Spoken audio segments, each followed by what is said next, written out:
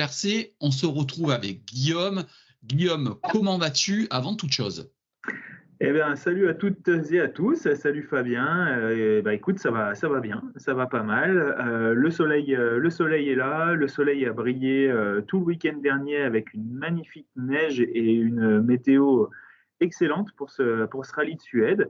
Les Bleus brillent au biathlon aussi sur la neige, donc tout est parfait et on va en plus passer un super moment pour débriefer de ce beau rallye de Suède. Alors, on a un programme chargé, je ne te le cache pas. Avant toute chose, on va démarrer d'une façon différente parce qu'on nous a posé quelques questions sur les vidéos.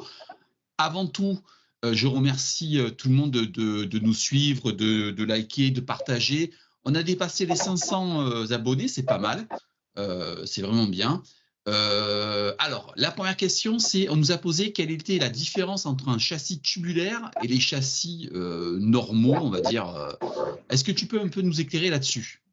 Ouais, alors le châssis tubulaire, ça a été une nouveauté qui a été introduite avec le règlement 2022 du WRC, et donc et les fameuses rallyes 1, qui ont donc où la FIA a souhaité partir sur une réglementation sur ces châssis tubulaires pour maîtriser un petit peu plus, on va dire déjà la maîtrise des coûts, en partant sur une cage dont la plupart des tubes sont réglementés et prédéfinis, sur lesquels ils ont pu faire des tests de sécurité.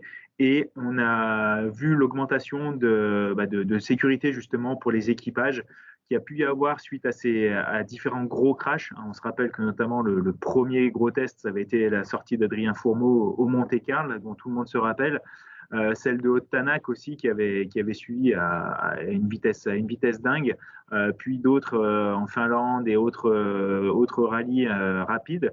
Donc à la base c'était pour ça. Donc c'est comment dire une conception qui est quasi figée pour tous les constructeurs et sur lesquels ils vont venir concevoir le reste du châssis pour pouvoir mettre en place les trains roulants, les suspensions, leur moteur, l'habitacle et autres. Et ça leur a donné beaucoup plus de liberté aussi en termes de positionnement de l'équipage, de centrage des masses, de positionnement des ancrages des suspensions notamment. Et donc on s'est retrouvé avec ces châssis tubulaires qui sont un peu plus rigides, plus légers et qui vont permettre d'augmenter la sécurité des pilotes.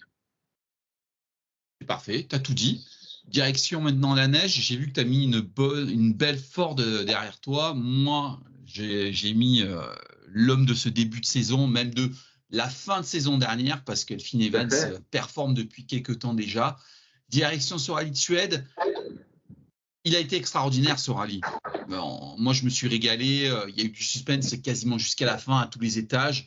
On a vécu 2 premières belles journées avec un Adrien Fourmeau quand même en grande forme jusqu'à sa petite sortie de route. On y reviendra. De façon générale, qu'est-ce que tu as pensé, toi, de ce rallye de Suède? Comme toi, très très agréablement surpris du déroulé, de la bagarre qu'il y a pu y avoir du début à la fin, bien aidé par les conditions climatiques, hein, encore une fois. Là, pour le coup, on n'a pas eu les écarts qu'il y a pu y avoir l'année dernière, notamment où les pilotes qui ouvraient la route prenaient des 20-30 secondes par spécial. Ici, les conditions étaient beaucoup plus clémentes, beaucoup plus stables. Et même Evans, en ouvrant la route le premier jour, était avantagé sur la première boucle de la spéciale. C'est un peu ce qu'on avait dit dans le précédent podcast, c'est-à-dire que c'était un peu qui tout double, mais là, étant donné qu'il n'avait pas neigé les jours précédents, il n'y avait pas de petites pellicules de neige à balayer et il avait directement de la glace vraiment dure et vive dans laquelle ses pneus pouvaient être les plus efficaces par rapport à ceux qui allaient passer derrière. Et par contre, le vendredi après-midi, les choses se sont un peu inversées, puisque là, pour le coup, il y avait déjà des traces qui étaient faites, des ornières qui avaient même été creusées, et on sait aussi qu'une des spécificités de ce rallye de Suède, c'est qu'entre les deux boucles, il y a aussi de nombreux véhicules historiques qui passent dans les spéciales pour le bonheur des spectateurs, hein, des locaux, mais qui aussi vont créer des traces complètement différentes des rallyes 1, très clairement. Et donc, elles vont créer des ornières à des endroits, des trajectoires qui ne sont pas usuelles pour les rallyes 1, et ce qui a, là, pour le coup, handicapé les premiers équipages qui passaient l'après-midi. Donc, c'était le cas d'Elfyn Evans, c'était le cas de Thierry Neuville, notamment, de Haute Tanak. Et donc, en redescendant dans le classement, les chronos avaient tendance à s'améliorer. On va y aller comme d'habitude, pilote par pilote, équipe par équipe.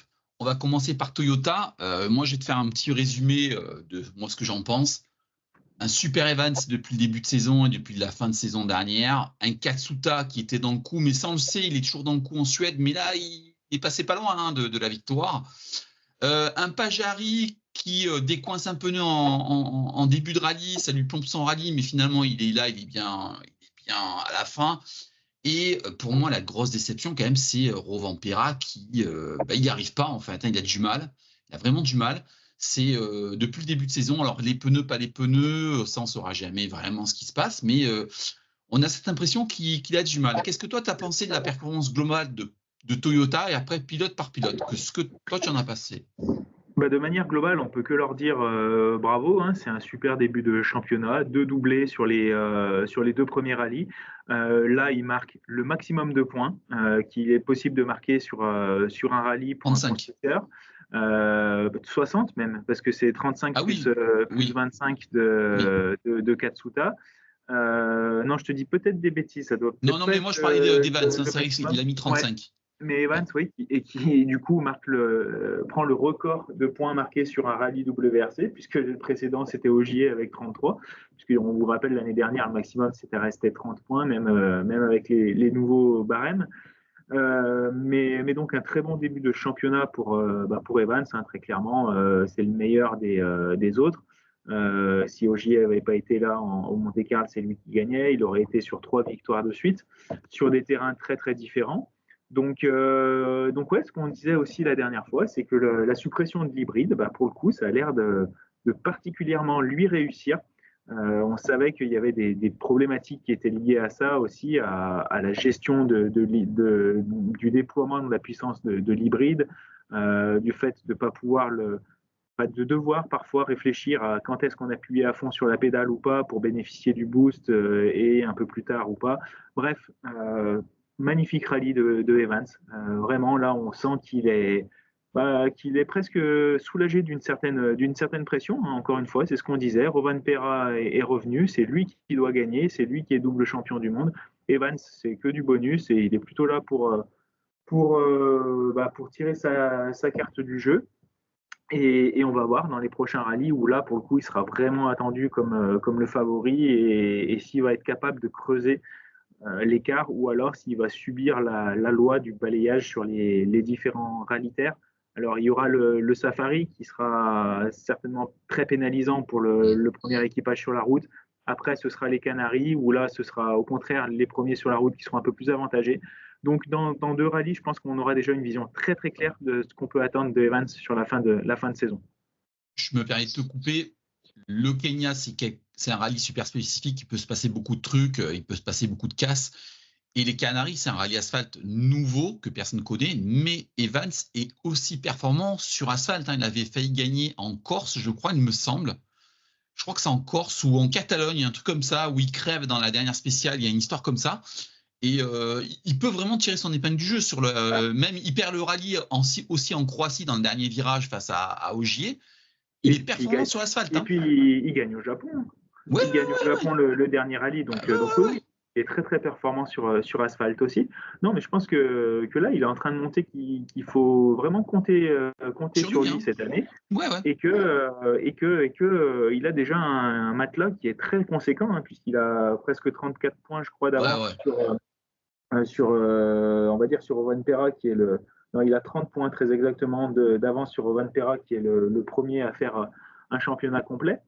Donc il peut déjà commencer à faire un petit peu l'épicier et au Kenya, peut-être ne pas partir pour gagner à tout prix, mais plutôt finir sur un podium. On sait que les Toyota sont très très robustes là-bas.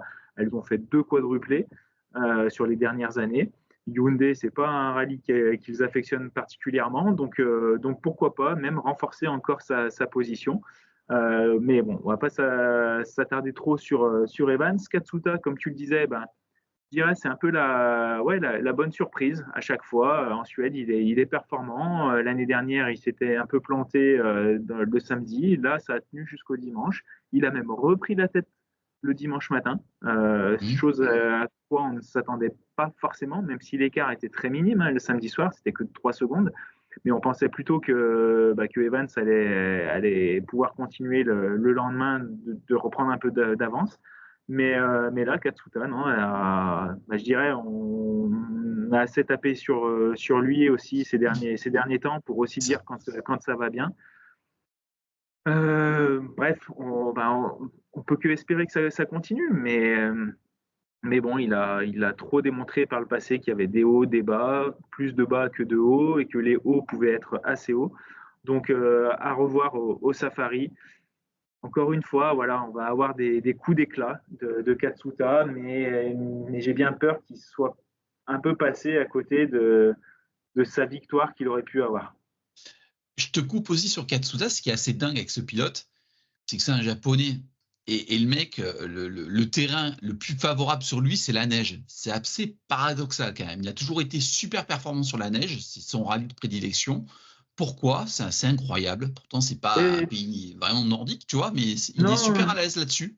ouais, il est super à l'aise, mais parce qu'il a aussi un peu commencé le rallye avec Toyota directement en Ouais. étant intégré chez Toyota et donc dans leur usine en Finlande. Ça fait de nombreuses années qu'il habite là-bas, il me semble. Et donc, on a encore vu, bah, tu vois, qu'il y avait toute sa famille qui était là au rallye parce que c'est le rallye d'à côté, hein, très clairement. Mhm. Et donc, ouais, je pense qu'il a dû limer quand même pas mal les spéciales d'essai pour apprendre vraiment à piloter sur la neige parce que quand une fois que tu maîtrises le pilotage sur la neige, sur la terre, voilà, les réflexes, ils sont à peu près pareils. C'est pas comme si s'il fallait que tu réapprennes directement sur le goudron, puisque lui, Mhm. sur le goudron aussi, il est performant. Il faut rappeler que c'est d'abord un pilote de circuit Oui. qui a fait de la monoplace avant de basculer sur le rallye. Donc, toutes ces explications font que sur un rallye neige, eh ben, il va avoir déjà beaucoup d'expérience. Et d'ailleurs, je crois que c'est dès 2016 qu'il a croisé Kalle Rovanperä sur un rallye en Finlande où ils étaient tous les deux en deux roues motrices et où ils se sont rencontrés, où ils ont fait connaissance et ils sont devenus même amis. On a vu Les la amis. relation d'amitié, puisque même à la fin de l'avant-dernière spéciale, Rovanperä annonce très clairement qu'il souhaite que ce soit Katsuta qui gagne. Mhm. Donc ça montre bien ça, même si en même temps, je pense qu'il espérait que ce soit lui qui gagne pour que Evans prenne un petit peu moins de points d'avance au championnat. Mais ça, c'est autre chose. Et donc, ça fait la transition pour discuter de Kalle Rovanperä, où là, oui, effectivement, c'est la grosse déception, le gros flop du rallye, je pense. Parce qu'on on l'attendait beaucoup plus haut. Ouais, vas-y, pardon. Alors, je vais à chaque fois lever le doigt pour pas te couper la parole, que ça soit audible, tu sais, pour les gens qui nous regardent, qui nous écoutent. Alors, tu sais que moi, on discute beaucoup avec Michel et Jérémy, et je crois que c'est Jérémy qui m'a dit, ou Michel, un des deux, qui a dit quelque chose d'assez, je crois, assez juste. Il s'est trop éparpillé et il est plus dedans. Est-ce Ah que bah toi, oui, ça, oui. t'as cette sensation? Est-ce qu'il est plus dedans le truc, tu vois?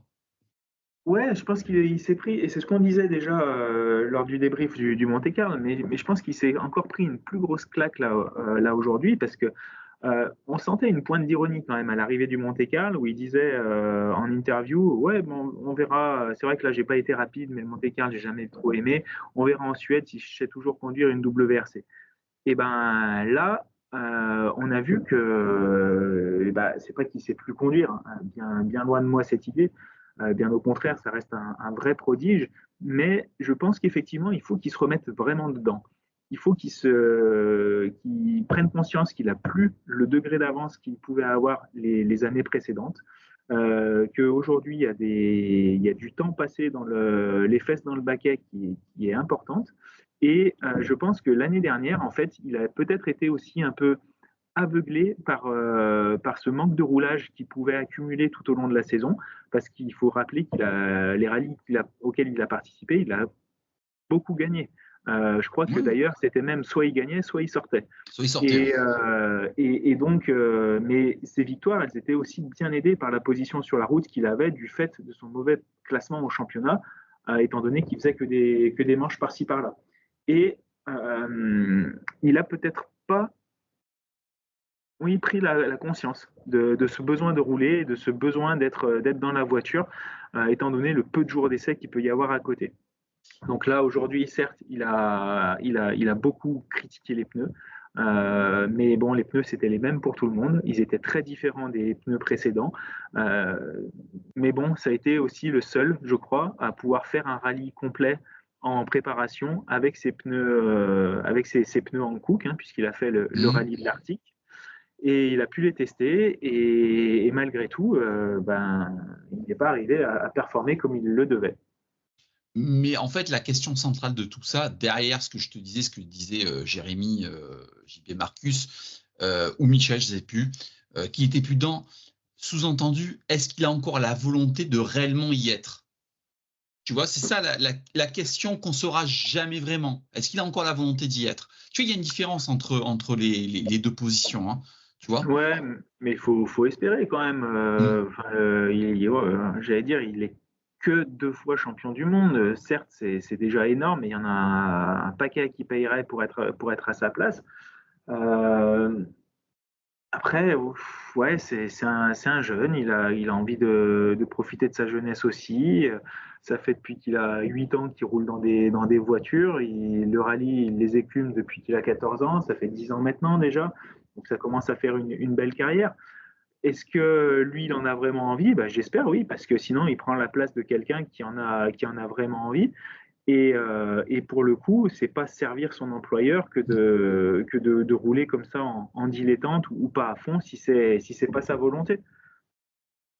Pajari, il décoince un peu non début de rallye. Après, il fait un beau rallye quand même. C'est quand même rassurant. Il fait un rallye rassurant quand même. Il fait un rallye moyen, on va dire. Moyen.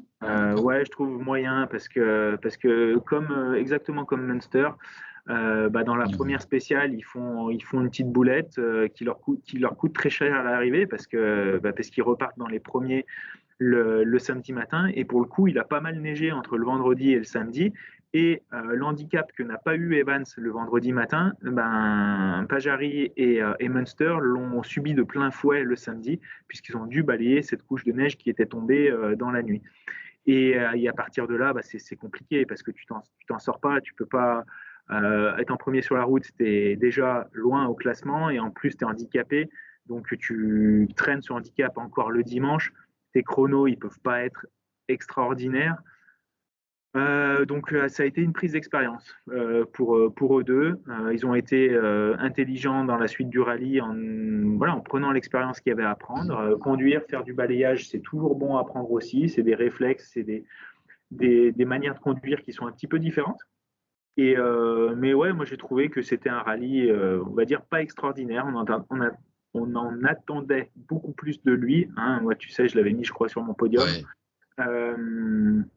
Aussi. Je saurais pas dire s'il aurait été capable d'aller chercher ce podium à la régulière et sans ce problème de déjantage.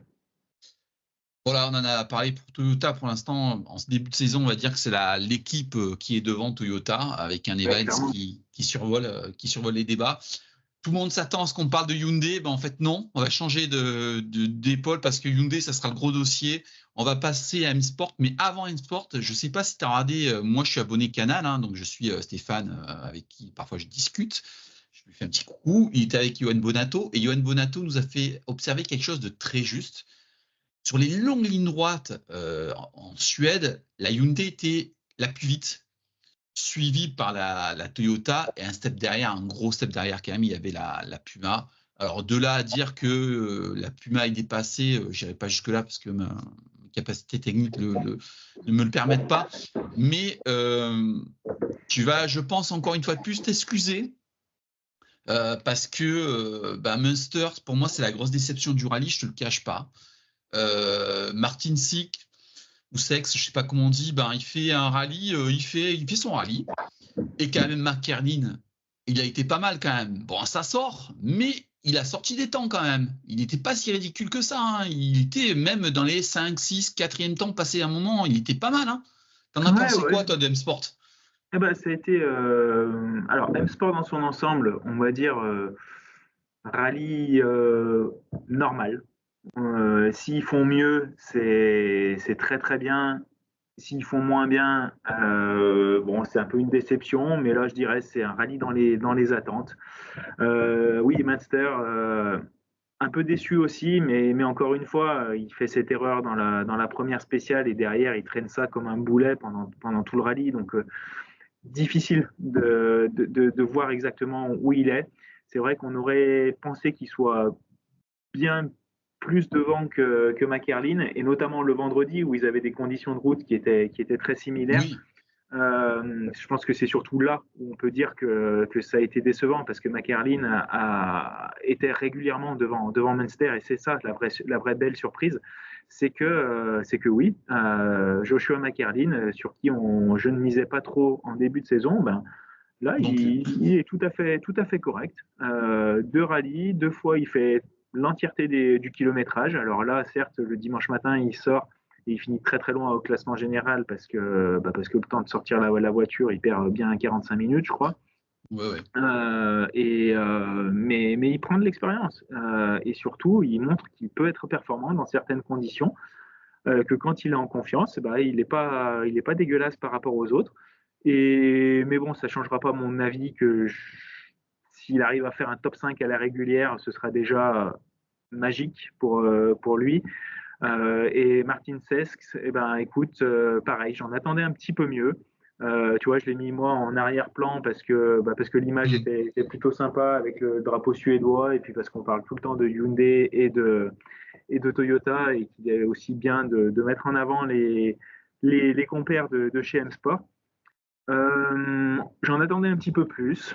Bon, un peu déçu, mais lui aussi, il faut se rappeler que c'est sa première fois avec une Rallye 1 sur la neige. Il Mm. n'a pas beaucoup d'expérience dans cette voiture. Il devait surtout prendre de l'expérience, être à l'arrivée, accumuler les kilomètres. Et dans cet état d'esprit-là, c'est difficile d'attaquer et d'être très, très performant. Je suis un petit peu d'accord avec toi. Martin Six peut-être différent. J'ai une analyse un petit peu différente. Est-ce qu'il est le reflet de la position de la Puma aujourd'hui? Peut-être que le poids des années commence à se faire sentir cette auto qui est moins développée que la Hyundai ou que la Toyota. C'est peut-être possible aussi. On verra sur la terre les performances de Munster ou de Six pour se donner un avis. Peut-être que l'auto est arrivé aussi. Voilà, il y a un step qui se crée peut-être. Hein. Je crois que c'est Bonato qui en parlait, qui disait que quand il y avait une nouvelle réglementation, M-Sport était les plus avantagés, ils arrivaient le plus vite, puis qu'après, tu vois ce que je veux dire, l'écart se creusait. C'était une analyse peut-être tout à fait juste, et tout à fait juste sur ces rallyes 1 qui sont plus des hybrides, mais qui sont quand même des rallyes 1. Peut-être que c'est ça aussi, peut-être que l'auto commence à accuser un petit peu le poids des années aussi, avec un retard de développement. On va passer à M-Sport qui a amené une évolution sur la I20. M-Sport, je suis un petit peu ennuyé, on va dire. Hyundai. Hyundai, excuse-moi, Hyundai. Je suis un petit peu ennuyé par Hyundai. Ça râle, ça chouine. Il y a des sorties qui m'ont un petit peu embêté, notamment Cyril Abitboul qui a fait une sortie sur Fourmeau, si elle a vraiment existé, parce que j'ai lu ça sur un site comme quoi il fallait qu'il reparlerait de sa sortie parce qu'il était la 3e voiture, qu'il fallait qu'il marque des points. Tanak qui met au pilori un peu la voiture en râlant. J'ai l'impression que le seul qui râle pas trop là-dedans, c'est Neuville qui tient un petit peu la barque. Je suis un petit peu ennuyé en fait par Hyundai. J'ai l'impression que plus que le sportif, c'est une communication générale qui m'ennuie un petit peu. Tu vois, je te dire, j'ai l'impression que ça râle, ça chouine, c'est un peu. On est grognon. Ouais, bah on est grognon parce que bah déjà l'année dernière, certes, on a le titre pilote avec Neuville, mais il faut pas oublier qu'ils perdent le titre constructeur à la dernière spéciale, oui, enfin la dernière journée, et que là, le début de saison est clairement pas favorable à Hyundai. Encore une Mhm. fois, hein, Toyota fait les 2 doublés sur les 2 premiers rallyes. Là, Hyundai se retrouve déjà à 48 points de retard. Donc ça commence à faire. Et puis surtout, la performance, on a l'impression qu'elle n'est pas vraiment là. Alors, qui me fait, c'est contradictoire avec le fait que Fourmeau a été, lui, pour le coup, extrêmement performant sur les premières spéciales, qu'il était, je pense, en lice pour le podium, ça c'est sûr, peut-être pour une victoire si jamais les conditions de route l'avaient un peu avantagé sur les jours suivants après sa sortie. N'empêche que, oui, d'un point de vue global, le bilan, il n'est pas bon. Il n'est pas bon chez Hyundai pour le moment. Ils sont dépassés en termes de performance, ils sont dépassés en termes de résultats. J'ai l'impression que ces évolutions, on met déjà un peu en doute le fait qu'elles soient reconduites sur les prochaines manches, et notamment le Kenya, parce qu'en termes de fiabilité, on craint que ce redessin de la géométrie de suspension puisse être un point faible sur un rallye aussi exigeant et cassant que le Kenya. Et puis je pense que d'un point de vue global, peut-être que le serpent de mer abandon du programme rallyen l'année prochaine pour mettre toutes les énergies sur le championnat du monde d'endurance commence à se faire ressentir de plus en plus et qu'il y a de moins en moins peut-être de ressources qui sont attribuées. Oui, vas-y. Particulier, ça en parle de plus en plus. Je ne sais pas si tu as vu, Thierry Neuville a ouvert son équipe en Belgique. Ah oui. Et ça commence à parler ici et là que le programme serait peut-être repris par Thierry Neuville et son équipe. Et paradoxalement, c'est le seul qui râle pas trop en ce moment. Hein. Alors, de là à dire que c'est... Voilà, mais quand même. Oui, c'est sûr que c'est ça, c'est toutes ces rumeurs. Il n'y a jamais de fumée sans feu, hein, comme on dit. Oui, Thierry Neuville a monté son équipe. Il vient de recevoir deux Yvain Rally 2 pour faire rouler, pour roder son équipe, pour peut-être développer les automatismes et éventuellement un ou deux pilotes. Encore une fois, oui, c'est des choses qui sont dans les discussions, qui sont dans dans les rumeurs, et je pense qu'on ne peut pas construire quelque chose de serein comme ça. Hein. Christian Loriot, s'il est parti aussi du jour au lendemain sans trop rien dire, c'est pas forcément très bon signe. On a senti dans les discussions aussi qu'il n'était pas vraiment en odeur de sainteté avec Cyril Abitboul, qui avait plus ou moins mal pris son départ. Et puis cette énergie qu'ils sont en train de mettre dans le développement du programme Endurance. Moi, honnêtement, je ne vois pas comment tout Thierry Neuville qu'il soit, avec la meilleure équipe qui pourrait monter comme ça en un an, pourrait suivre et faire perdurer un programme semi-officiel au mieux l'année prochaine. Je pense que ça sent plutôt la toute fin pour Hyundai et que ça va continuer de se tirer dans les pattes un peu sur cette fin de saison, enfin continuation de saison. Donc toi, avant de parler des performances des pilotes, toi tu crois pas à un programme, on va dire, bis avec une équipe privée qui gérait les autos qu'on avait pu le voir avec de ces compétitions qui faisaient rouler Loubet. Toi tu ne crois pas une seule seconde à cette éventualité. Toi tu penses que ça va être stoppé fin. Si, ah oui, j'y crois, mais pour quelle performance? Oui. Regarde ce que malheureusement ça a donné avec 2C, avec Oliver Solberg et Pierre-Louis Loubet. Alors certes, là, il y avait un contexte qui était différent parce qu'ils n'avaient pas forcément le support de l'usine, mais une fois que le programme WEC sera complètement sur les rails et que toutes les ressources officielles Hyundai seront déployées sur le championnat du monde d'endurance, faut pas se cacher que ça restera un programme client, on va dire, certes de très haut niveau et en rallye 1, mais je ne vois pas comment ça pourrait lutter par rapport à Toyota et des éventuels futurs développements qu'ils vont faire. Et tu sais, le passé t'a donné entièrement raison. Moi, à l'époque, j'étais un petit peu là-dedans. Hein. J'étais proche d'un pilote qui roulait chez Bosian. Quand Peugeot Sport a arrêté son programme et que les 307 WRC sont passés chez Manfred Stoll, Il les a utilisées 1 ou 2 ans, le temps que les autos soient encore performantes. Elles avaient plus d'évolution, et puis ils ont arrêté les développements, et ces autos se sont retrouvées un peu à droite à gauche parce qu'il n'y avait plus de développement. C'est ce qui risque de se passer avec Hyundai si il y a une équipe privée qui récupère ça. Alors, les autos vont encore rouler une année et demie, le temps qu'elles soient encore dans le coup. Quand elles seront plus dans le coup, ça sera terminé, parce que le problème de ça, c'est que tu le sais très bien. Si tu évolues pas, s'il n'y a pas d'évolution, tu n'existes pas en WRC, hein, surtout face à Toyota, qui est une machine de guerre. Hein. Bien sûr, bien sûr. Et puis après, va se poser la question des budgets. Hein, qui paye encore une fois, est-ce que c'est Hyundai qui mettra vraiment des ronds pour faire rouler de manière officielle, mais via une équipe privée, des voitures? À quel niveau? Est-ce que les pilotes ne seront pas comme ça à chaque sortie de route pour se dire ouais, mais on n'a plus de budget, ça se trouve il va falloir faire une croix sur la fin de saison ou sur telle ou telle évolution? Le développement, encore une fois. Mais ça, malheureusement, je dirais, on peut pas trop savoir, parce que c'est aussi des discussions internes à Hyundai. Est-ce qu'ils ont l'intention de revenir en 2027 avec le nouveau règlement? Et ça, encore une fois, tout va dépendre de ce règlement FIA qui vont nous pondre pour 2027.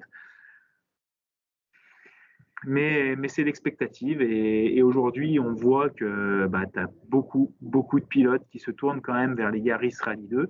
Ouais. Aujourd'hui on a encore eu l'annonce de Kajetanovic qui passe sur une Yaris Rally 2. Il va y avoir de moins en moins de Hyundai Rally 2, et quand on sait que le règlement 2027 va plutôt s'orienter vers une baisse des performances et une convergence vers la technologie Rally 2, on peut se dire que, encore une fois, il n'y a pas de fumée sans feu, et que si tout le monde commence à retourner sa veste et à aller vers Toyota, c'est vers eux qu'il y a le plus de chances qu'il y ait des programmes et des voitures qui continuent de rouler dans le futur. On va parler des pilotes. Je vais te lancer sur les pilotes à chaque fois. Le premier pilote que moi j'ai envie de parler, c'est Tanak. Tanak, alors c'est pas le bout en train de l'équipe, hein, c'est pas lui qui va faire la blagounette, mais c'est la première fois qu'il est aussi cinglant avec son équipe. Il a été cinglant, quoi. Franchement, là, quand tu vois la sortie, en gros, qu'il comprend rien à la voiture, qu'il faut demander aux ingénieurs parce que lui, il a aucune réponse, t'as l'impression qu'il se passe des trucs quand même en coulisses. Hein. C'est la première fois qu'il est cinglant comme ça, Tanak. Hein. Ouais. Après, c'est vrai que lui, il a accumulé tous les problèmes ce week-end par rapport aux autres. Et je pense que c'était une vraie déception pour lui de ne pas être performant. Il comptait vraiment sur ce rallye pour pouvoir lancer sa saison, éventuellement continuer à prendre un peu d'avance sur Thierry Neuville au championnat, pour essayer, pour le coup, d'être le pilote qui serait favorisé dans les rallyes à venir pour Hyundai. Parce que là aussi, hein, c'est quand même un sacré trio qui est mis les uns en face des autres, sans a priori de tête d'affiche vraiment définie et de numéro 1, ce qui est tout à fait normal, hein, ça c'est clair. Mais en même temps, ils ont tous, je pense, plutôt un intérêt personnel pour le moment qu'un intérêt collectif, ce qui est complètement en contradiction avec le discours officiel de Hyundai, qui est: on joue tout pour le titre constructeur aujourd'hui, et on veut que nos voitures soient à l'arrivée pour marquer des points et remporter ce championnat qu'on a perdu l'année dernière. Et à partir de là, oui, le troisième au classement général, c'est celui qui doit assurer les points en cas de problème sur les 2 premières voitures. Donc, si tu te retrouves à cette position-là, tu es sous la menace de devoir te conformer à des consignes d'équipe. Tu me lances ce fourmeau. Moi, ça m'ennuie, ce discours-là. Alors, je comprends très bien qu'il y ait une troisième voiture qui doit être là pour assurer des points, d'accord ? On l'a vu par les années précédentes, les troisièmes voitures, c'est en général les voitures qui sont mis les mines et pires, hein, avec les Mikkelsen et d'autres qui sont allés. Hein. Fourmeau, quand même, est en pleine bourre depuis le début de saison. Il fait un Monte-Carlo magnifique. Il joue la victoire pendant longtemps au Suède, voire même le podium, voire plus le podium que la victoire. Il s'en met une. Il sort pas souvent. Ça arrive. Et si la sortie a réellement existé d'Abel Bull disant qu'il faudrait reparler de ça parce qu'il est troisième pilote, moi j'ai plus l'impression que c'est fait pour lui couper les ailes à Fourmeau. J'ai pas aimé en fait. Tu vois ce que je veux dire? Je le comprends. Non, mais je pense que la citation là, telle qu'elle était, et c'est exactement ce que je voulais dire précédemment. Je m'excuse si j'ai pas été assez clair, mais c'est au classement à l'instant T que quand tu te retrouves à la troisième place, et que tu es la troisième voiture dans le classement général, c'est à toi d'être présent et d'assurer d'être à l'arrivée. Et au moment où il sort, Adrien Fourmeau, il est, si je ne me trompe pas, derrière Tanak et derrière Neuville. Donc oui, à ce moment-là, c'est à lui d'assurer plutôt que de jouer son va-tout, alors qu'en plus, il avait 30 secondes de retard, Pénalité. voire un peu plus, Il a et eu qu'une que, pénalité. en plus voilà, et on sait très bien que sur un rallye de Suède, et la preuve a été faite à la fin du rallye, que les différences, tu vois, c'est Robin Perra, il est à 32 secondes, il est cinquième, donc il pouvait pas il pouvait pas retourner chercher ses 30 secondes, et le fait qu'il attaque comme ça à bloc et qu'il se sorte, bah là pour le coup, oui, c'est ça que je pense que Cyril Abitboul a voulu mettre sur la table et qu'il aurait dû être plus prudent pour avoir une chance au cas où il se passe quelque chose de plus dramatique pour l'un des deux pilotes devant. Je suis d'accord avec toi, mais je t'inverse la situation. Moi, je l'entends pas dire non plus. Oh papa, Tanak là, roule, hein, garçon. Sois au niveau de ton statut. Ça en prend Oui, mais à... Tu vois ce Tanak, que je veux dire? J'ai ouais, l'impression mais que c'est facile parce que Fourmeau, c'est le petit dernier. Tu vois, on y en met une derrière les oreilles parce que ça sort. Ça m'ennuie en fait, un petit peu ce discours. non, non, mais parce que Tanak, il a aussi été ralenti par ses problèmes moteurs, hein. On a bien Oui, vu mais la fumée, la vapeur qui non, mais s'échappait d'accord. de son moteur. On sait qu'il y a eu un problème pendant plus de la moitié du rallye. Et quand tu roules avec une voiture dégradée parce que tu as un problème moteur et que tu es obligé de faire des modifs et de dégrader la puissance, tu peux pas te battre aux avant-postes. Et je pense que c'est aussi pour ça, parce qu'ils ont croisé les doigts et serré le reste pour que Tanak puisse finir, parce que je pense que ils avaient aucune assurance que Tanak puisse être à l'arrivée.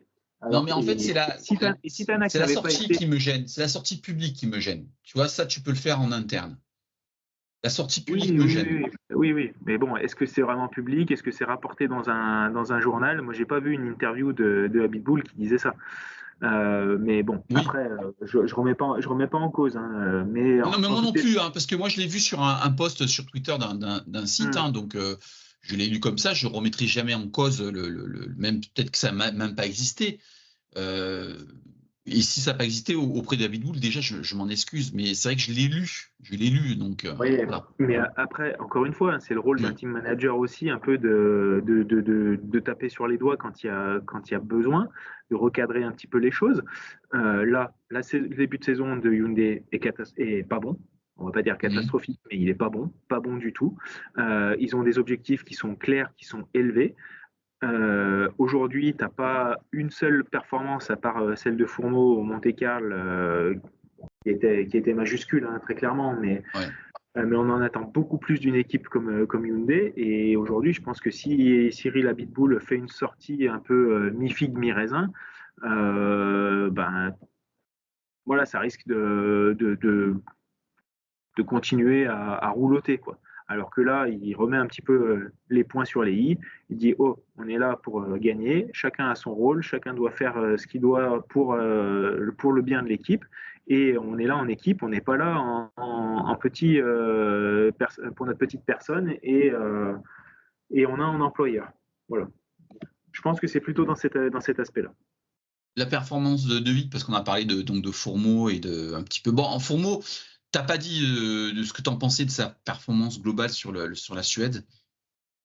Bah écoute, c'est on-off, hein. C'est excellent jusqu'à ce qu'il oublie d'attacher son casque. Euh, voilà, erreur de débutant.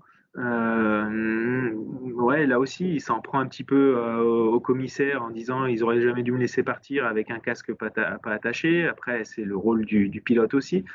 Je crois savoir qu'il a eu aussi quelques circonstances, enfin, je ne vais pas dire circonstances atténuantes, mais ils ont eu des essais de différentes, enfin, ils faisaient des essais de différentes teintes de lunettes aussi pour adapter au mieux aux conditions de visibilité et de luminosité, ce qui a pu potentiellement les mettre un petit peu en retard, ce qui change de sa routine habituelle, puisque ce n'est pas des choses qu'ils font sur d'autres rallyes. Il a oublié d'attacher son casque. Voilà, il perd ces 30 secondes-là. Comme je le disais, c'est des 30 secondes, et même lui, il le disait, hein, c'est des Ouais. secondes qui sont irrattrapables. Et là, pour le coup, d'essayer d'aller les chercher sur les spéciales suivantes avec un niveau d'attaque qui était bien trop supérieur à ce qui était raisonnable, bah, je dirais que ça pouvait que mener à la faute. Malheureusement, bah, c'est arrivé. Et puis derrière, bah, c'est un rallye compliqué parce que encore une fois, même le dimanche, il peut absolument rien jouer. Il est premier sur la route. Euh, et, euh, et même en étant complètement arrêté dans la spéciale du dimanche, où il était vraiment complètement arrêté, il n'arrive pas à faire mieux qu'un 5e temps dans la Power Stage, alors qu'il a des 4 pneus neufs, alors que les autres ont charbonné pendant 30 km avant. Donc ça montre bien la position et son importance sur la route. Je te lance, alors on va innover. Écoute bien. Je te lance sur Neuville et Tanak. Tu y vas. Je reviens dans 10 secondes parce que j'ai quelqu'un qui tape en bas. Je pense que c'est mon fils qui veut rentrer. Je vais lui ouvrir, je vais fermer la clé. Je reviens dans 10 secondes. Tu y vas? Je t'écoute. Yes, ça marche. Ouais, non, mais écoute, sur Neuville et Tanak, bah, c'est un peu ce qu'on a dit. On va pas trop se répéter, mais Neuville, il fait un rallye plutôt consistant. Un beau podium pour finir. Encore une fois, c'était pas un rallye évident pour lui. Il a subi un petit peu les différentes positions, pas forcément idéales sur la route, mais non, enfin, c'était clairement un manque de performance pure. Et puis bah, pour Tanak, on l'a répété, c'est ce problème de moteur qui l'a contraint à lever un petit peu le pied, et ce qui n'a pas forcément facilité son degré d'investissement qui est aussi nécessaire dans un rallye comme la Suède. Il faut vraiment être engagé du début à la fin. Il faut être à l'attaque. Ça se joue à des dixièmes, voire à des quelques petites secondes à chaque spécial, même sur des spéciales de 30 km. Et là, pour le coup, bah, ça n'a pas voulu faire. Mais d'un autre côté, je trouve qu'il a aussi été un peu chanceux parce qu'il a quand même eu une grosse frayeur le vendredi soir, je crois, où il tape quand même très fort dans un mur de neige et ça aurait pu très mal se terminer. Donc, il a un peu de chance dans son malheur. Mais encore une fois, hein, pour récapituler, rallye très moyen de la part des équipages Hyundai dans leur ensemble. On va continuer le rallye de Suède. Tu as vu, j'ai fait un temps scratch. Je suis revenu. Ouais, j'ai vu ça. Le WRC2, c'est un petit peu mon coup de cœur, le WRC2, parce que les nordistes étaient là, ils sont à l'arrivée. Et surtout, c'est Solberg qui a fait un rallye pour une fois plein. Il était devant, il était attendu. Ça fait beaucoup de fois qu'il est un petit peu décevant. Et puis là, il a été plutôt pas mal, voire même mieux que pas mal. Voilà. Qu'est-ce que tu en pensais, toi, du WRC2? C'était pas une grosse bagarre. Hein, ouais, voilà, c'est ça. C'est que moi, je m'en suis assez vite détourné. Ouais, pas désintéressé, mais en tout cas, regardé vraiment en dilettante parce que Solberg a été devant tout de suite très rapidement avec des gros écarts. Et on savait que s'il ne faisait pas de faute, ça allait être compliqué pour les autres, voire impossible. Et puis il a fait son rallye du début à la fin. Il a mené sa barque de main de maître. Il marque des gros points. Il marque les 25 points du vainqueur. Il se replace au classement, hein, à l'égalité avec Rossel, avec un rallye chacun. Donc à voir. Et puis même la bagarre derrière n'a pas été forcément super intéressante. Il y a eu des beaux écarts assez rapidement. Je t'avoue que j'aurais vu un Lina Mae beaucoup plus haut dans les classements et un Miko Eikila aussi. Parce qu'ils ont la connaissance vraiment du terrain. Et j'ai été un petit peu déçu. Mais encore une fois, je ne pourrais pas trop m'apesantir sur le sujet parce que je n'ai pas suivi de manière vraiment assez assidue, en tout cas pour avoir la légitimité, si je peux en avoir une, de porter un jugement quelconque sur des performances. On ne juge jamais, on donne nos avis parce qu'on est des passionnés, mais on ne juge jamais. On n'est jamais trop sévère. Jamais trop sévère. Tout à fait. Bon, en marge du WRC, enfin des rallyes 1, des WRC 2, il y a le WRC 3 avec Mathéo Chatillon qui a été performant.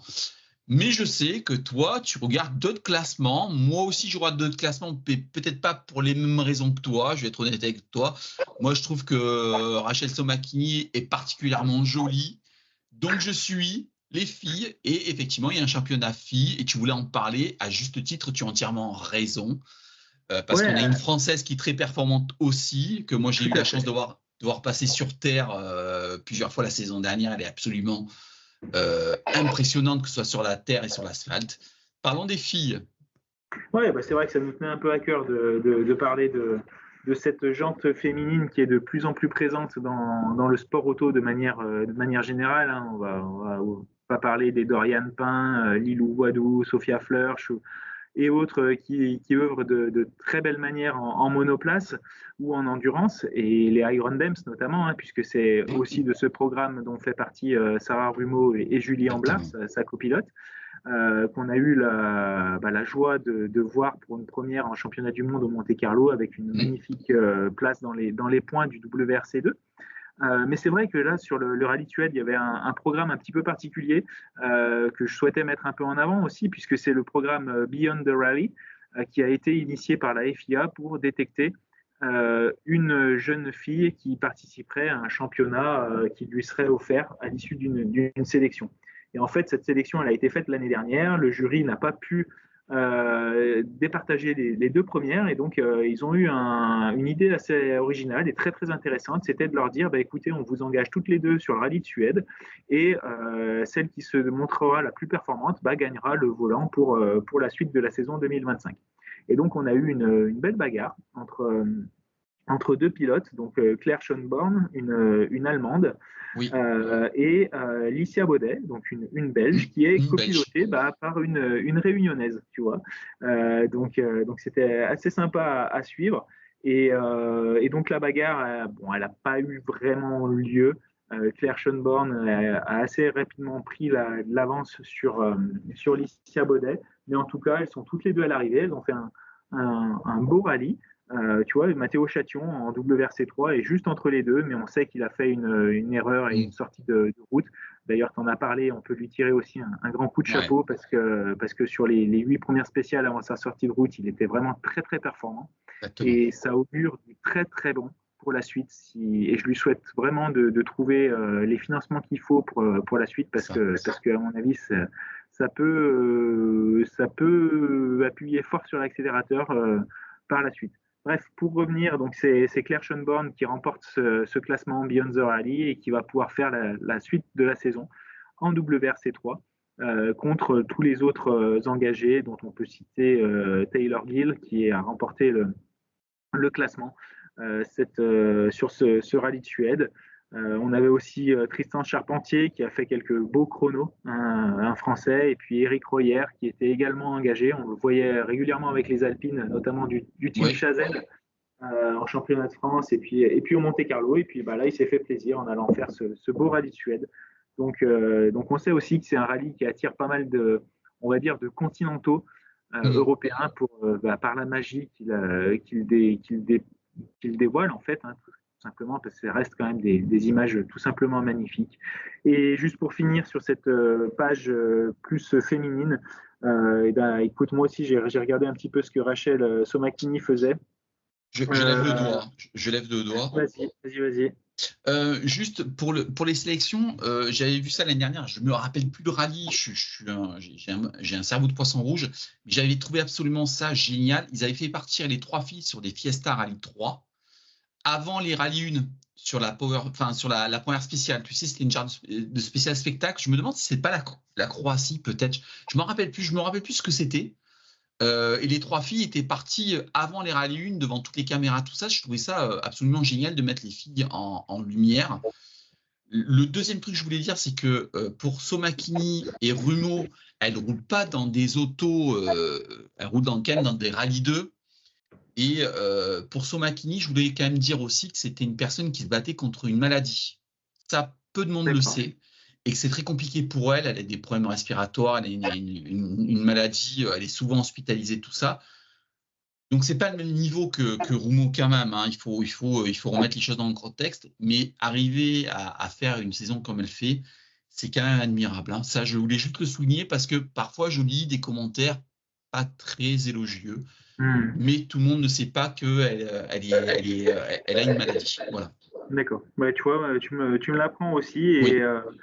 Et non, mais de toute façon, toutes ces belles initiatives, elles sont à souligner parce que le sport auto, ça reste justement un des sports où la confrontation peut être vraiment directe et à armes complètement égales. Oui. Et ça, c'est important. Donc, est-ce que c'est bien de faire un championnat spécifique pour les femmes ou pas?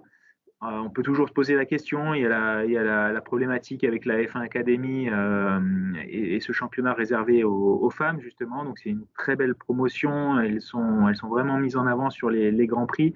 Après, certaines d'entre elles critiquent même un petit peu ça parce qu'elles, ce qu'elles veulent, c'est concourir contre les garçons. Après, voilà, la comparaison est toujours un petit peu, je ne sais pas si on peut dire compliqué, parce que quand on voit ce que les Iron Dames sont capables de faire en endurance, c'est complètement fou.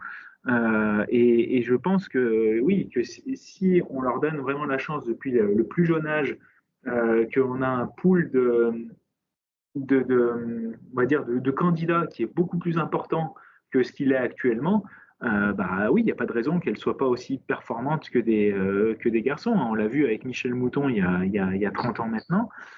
Pourquoi ça ne pourrait pas être de nouveau le cas aujourd'hui? On voit aussi en rallye raid ce que peut faire Christina Gutiérrez, notamment, qui est vraiment performante.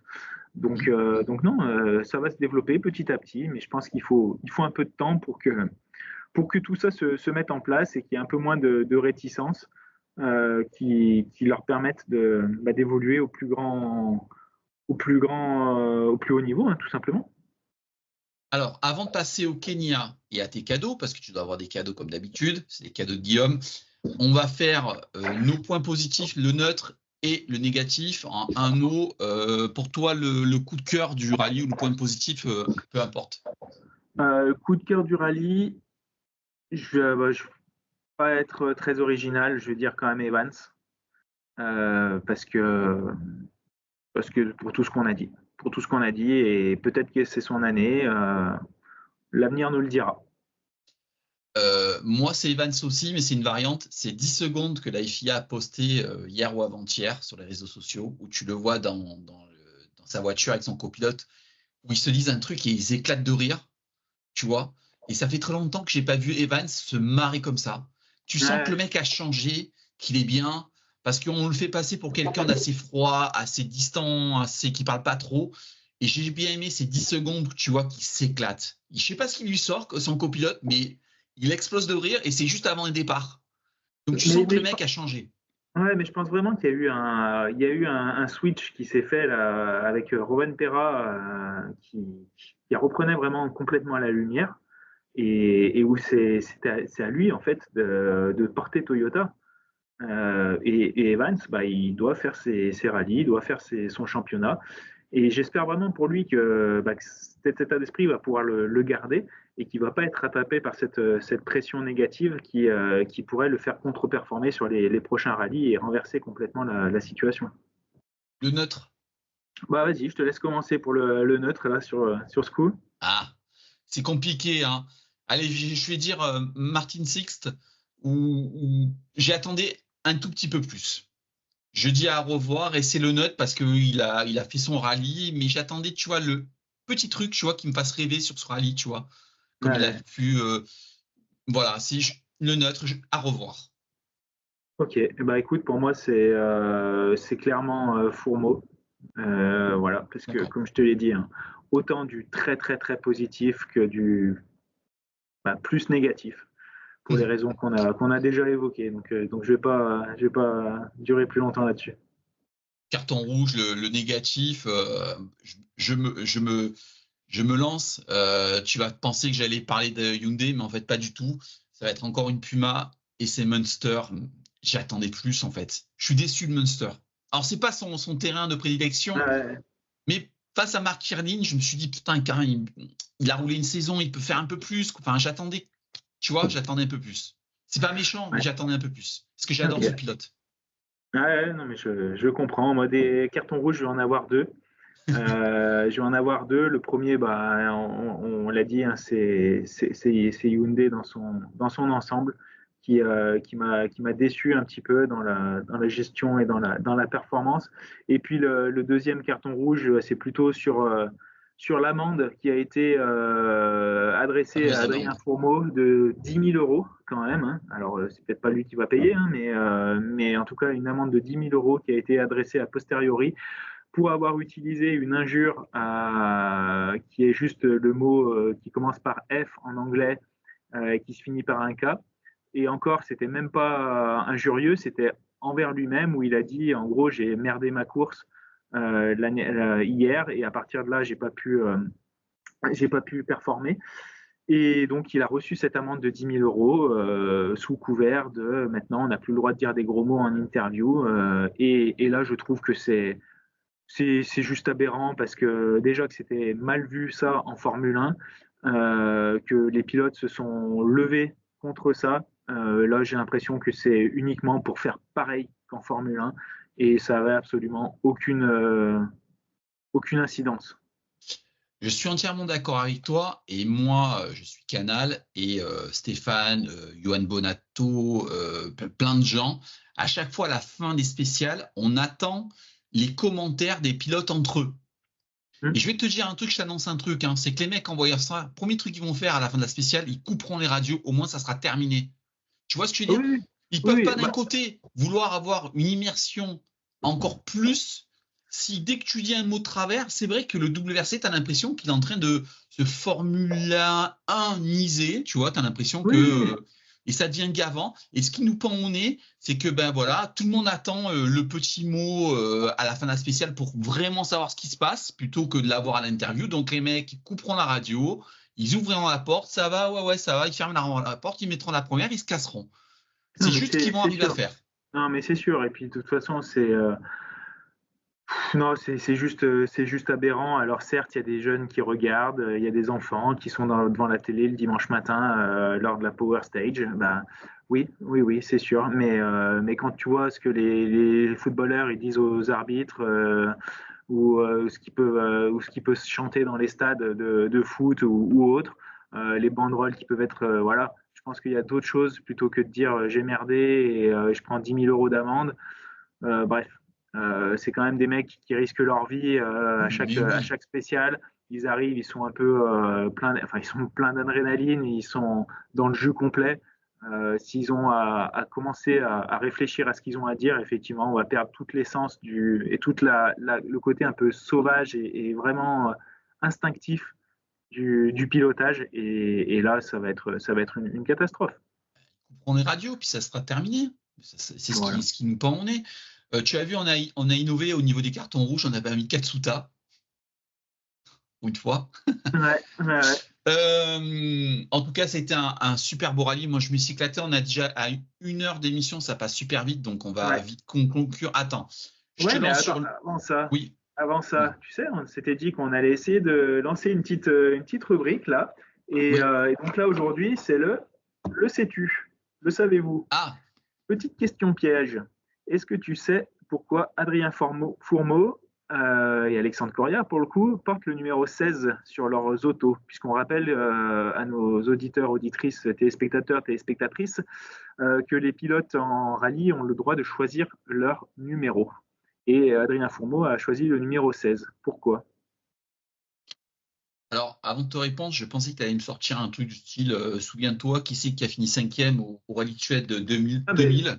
J'allais me ça, dire, ce sera pour les prochains épisodes et on invite tous nos téléspectateurs à nous poser ces questions-là et à nous faire part de petits le savez-vous qui soient intéressants parce qu'on est là pour faire notre culture rallye. alors attends, je ne sais pas du tout, mais je dirais c'est peut-être l'année où ils ont commencé le rallye, en 2016. Eh ben ouais, presque, presque, presque, Ah presque. putain. Alors, effectivement, il avait annoncé dans une interview sur YouTube, je sais plus à quelle occasion, mais en tout cas, j'avais trouvé super intéressant. Et en fait, c'est que il a gagné Rallye Jeune effectivement en 2016, que ensuite il a disputé uniquement 16 rallyes avant d'arriver en WRC. D'accord. Et en plus, il est né le 16 mai. Et donc, du D'accord. coup, ça faisait beaucoup de Plutôt. 16. Et donc, c'est pour ça qu'il a choisi ce numéro-là. Voilà, Bon, voilà. alors, prochain coup, ça sera à moi sur le rallye Kenya, donc prépare tes fiches. Ouais. On va en finir avec le rallye de Suède. C'est un rallye que moi j'aime beaucoup. Et pour moi, je l'ai dit, j'avais fait un article. C'est pour moi, il y a peut-être une des images les plus mythiques du WRC depuis sa création, enfin depuis 97-98, depuis l'arrivée des WRC, c'est la sortie de Rovanpera qui a été immortalisée par un photographe que j'ai interviewé, donc j'encourage tout le monde à aller sur mon site le voir. Il est en dévers et derrière il y a la 206 WRC depuis Callisto. Je sais pas si tu te souviens de cette image, c'est une Oui, image oui, oui, tout à fait. mythique. Elle est mythique, elle est vraiment. Et Ouais. il y a une histoire derrière. J'encourage tout le monde à lire cette histoire parce que ben voilà, c'est une des histoires du WRC et du rallye de Suède. On passe au rallye du Kenya.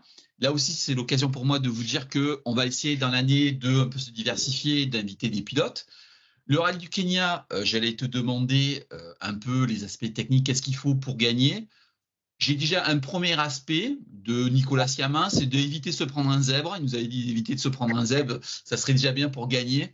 À ton avis, hormis le fait d'avoir une voiture solide, qu'est-ce qu'il faut pour gagner au Kenya? Il faut de l'intelligence, de la retenue. Il faut être capable de ménager sa monture, d'éviter les pièges. Hein. Ça paraît Les zèbres. très simple à dire. Voilà, les zèbres qui peuvent traverser, mais pas que. Ouais, il faut un peu de chance, de réussite, mais surtout ouais, arriver à conduire, je pense, à 95%. Et pas aller chercher et trouver le juste milieu justement entre être à l'attaque, être sur la retenue, mais pas trop pour pas être décroché, mais pouvoir saisir les opportunités quand elles se présentent. Donc ouais, c'est ça qu'il faut. Il faut une voiture fiable, il faut savoir attaquer quand c'est propice, quand on se sent à l'aise et sans prendre tous les risques. Il faut aussi, je pense, une très bonne condition physique, mais ça, ils l'ont tous, parce qu'il va faire chaud dans les voitures, il va faire poussiéreux aussi. Mhm. Les parties de changement de roue vont être particulièrement pénibles et physiques. Ça, faut pas le négliger. Et donc, bah, toute la partie hydratation, alimentation aussi, dans ces contextes très particuliers, surtout pour des Européens. Alors, il fera un peu plus chaud chez nous quand ils vont partir au Kenya, mais ça reste quand même des gaps de température importants. Et cet aspect physiologique est également important et à prendre en considération parce qu'une grosse déshydratation dans une voiture, ça peut vite arriver. Et les conséquences, elles peuvent être juste une sortie de route ou une grosse erreur ou autre, sans qu'on s'en rende bien compte. Ton pronostic? Mon pronostic, bah, j'aurais tendance à dire, allez, je vais croire à un retour de Calero Vantera, parce que de toute façon, il n'a pas bien le choix. Donc je pense qu'il va être suffisamment intelligent pour aller chercher et performant pour aller chercher la victoire. Ensuite, deuxième, j'aurais mettre quand même Thierry Neuville, parce que position sur la route qui va être intéressante. Et puis lui aussi, il a vraiment besoin de lancer sa saison. Et puis troisième, je vais remettre Evans parce il fait plaisir sur ce début d'année et je pense qu'il est capable d'aller chercher cette troisième place justement en pouvant se permettre d'être un peu plus sur la retenue que les autres et en ménageant plus sa voiture pour profiter des crevaisons et casses des autres concurrents potentiels. Alors moi, je vais mettre Neuville. Je vais mettre Thierry Neuville. Victoire de Thierry Neuville. Deuxième place de Fourmeau parce que l'année dernière, il avait fait un rallye brillant et je pense que ça n'a pas dû lui plaire ce rallye de Suède, donc il sera là. Je le mets 2. Et 3, je mets Evans parce qu'Evans, c'est la baraka. Alors, il va balayer, ça va être très compliqué pour lui, mais je pense qu'il n'aura pas toutes les peines du monde. Je ne sais pas, cette année, j'ai l'impression qu'il a la baraka, donc je vais le mettre troisième. D'accord. Voilà. Bah, écoute. Et encore une fois, bah, on vous le rappelle, écrivez-nous vos Mm. petits pronostics et on vous rappelle bah, que pour chaque pronostic vainqueur du tiercé dans l'ordre, eh ben, on pourra offrir une petite place pour venir voir notre exposition. Et justement, j'enchaîne là-dessus, puisque tout à l'heure, tu parlais des petits cadeaux. Écoute, ça va être complètement en opposition avec tout ce qu'on a dit pendant tout l'épisode, puisque je vais vous présenter deux belles Hyundai. Donc c'est les toutes premières, hein, c'est celles de 2014. Je ne sais pas si on les voit suffisamment. Ouais. Donc celle de Sordo, qui donc avec la particularité d'avoir été signée, dédicacée par Dany et Marc Marty, et puis ses compères de l'époque qui sont toujours là, Thierry Neuville, accompagné cette fois de Nicolas Gilsoul. Oui. Donc c'est deux belles miniatures, et comme toutes les autres Hyundai des différentes années que vous pouvez retrouver chez Auto Mini Racing. Donc c'est des miniatures aussi qui nous ont été, chez qui on s'est fourni chez Midi Miniature, que je vous invite à aller consulter. Son site internet, il est vraiment super. Il est très régulièrement sur des rallyes en France. Il était notamment au Monte-Carlo, il sera au Touquet, et vous pouvez que aller le voir. Il a vraiment des belles réalisations et super sympa. Et comme je le disais la dernière fois, c'est vrai que le monde de la miniature est un monde un peu restreint, et c'est vrai que ça fait plaisir d'avoir des gens aussi sympathiques, compétents, passionnés surtout, parce que encore une fois c'est ça, c'est la passion qu'on souhaite partager, et avec le plus grand nombre d'entre vous. Donc n'hésitez surtout pas. Alors attends, tu me parlais de Sordo. Je vais chercher un petit truc sur mon téléphone vite fait, hein. C'est vite, hein. Ça va très très vite. Je vais te poser une question. Je vais essayer de meubler entre temps. Non, mais ça va être ça va être très vite fait, très très rapide. C'est très rapide. Alors attends, sais-tu qui a roulé en 2005 sur des C2 Super 1600? En 2005? Ouais. Il devait y avoir Sordo, justement. Il devait y avoir Chris Meek. C'est très fort. Et tu sais pourquoi je te dis ça? Parce que je trouve quand même le clin d'œil est assez sympa, parce que ces deux pilotes-là se retrouvent en championnat du Portugal cette année sur... pas que c'est un peu la fin pour eux, mais c'est quand même un sacré clin d'œil, parce qu'on sent qu'ils sont potes, on sent qu'ils se font déjà la gueule d'y être quelques 20 ans après ce Monte-Carlo, quoi. Ah oui, c'est ça. Mais en plus, elles étaient magnifiques, ces petites Blanche, C2 rouge, orange et rouge, très très sympa. Ouais. Non, mais non, c'était des belles autos aussi, ces Super 1600, et ça a promu un paquet de grands pilotes. On en a terminé.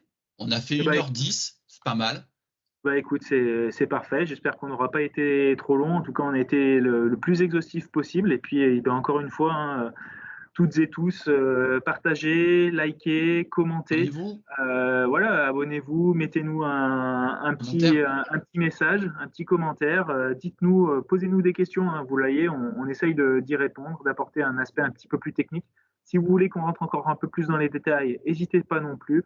Donnez-nous vos avis, et puis comme on vous l'a dit, on va réfléchir à d'autres sujets, d'autres manières d'aborder le rallye, et pourquoi pas faire des petits épisodes à plusieurs, en discutant comme ça autour d'un café du rallye précédent, des rallyes à venir.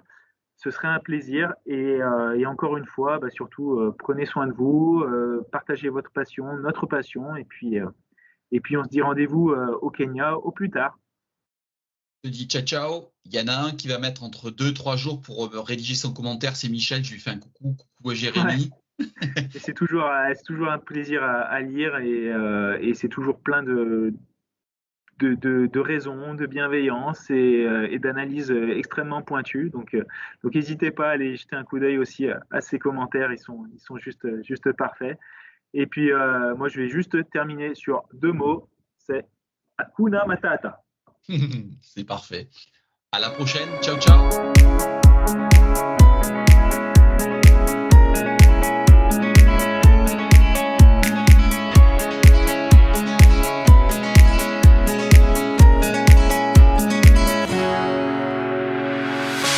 The sun lays so brightly up in the summer sky. I shouted at the mountains, watch me shine and fly. But then cracked the thunder, and the heavens cried. Our world torn asunder, her heart said goodbye.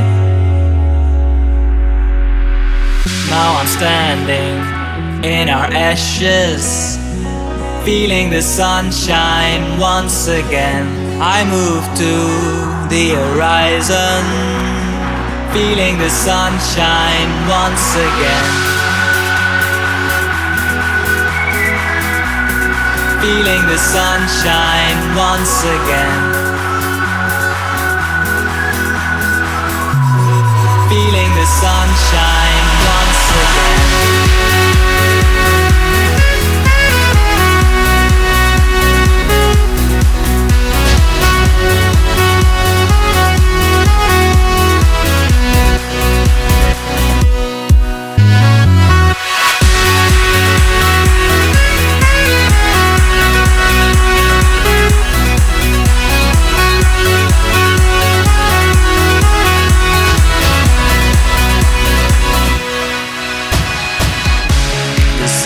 So brightly up in the summer sky, I shouted at the mountains, watch me shine and fly. But then cracked the thunder, and the heavens cried. Our world torn asunder, her heart said goodbye. Now I'm standing in our ashes, feeling the sunshine once again. I move to the horizon, feeling the sunshine once again. Feeling the sunshine once again. Feeling the sunshine once again.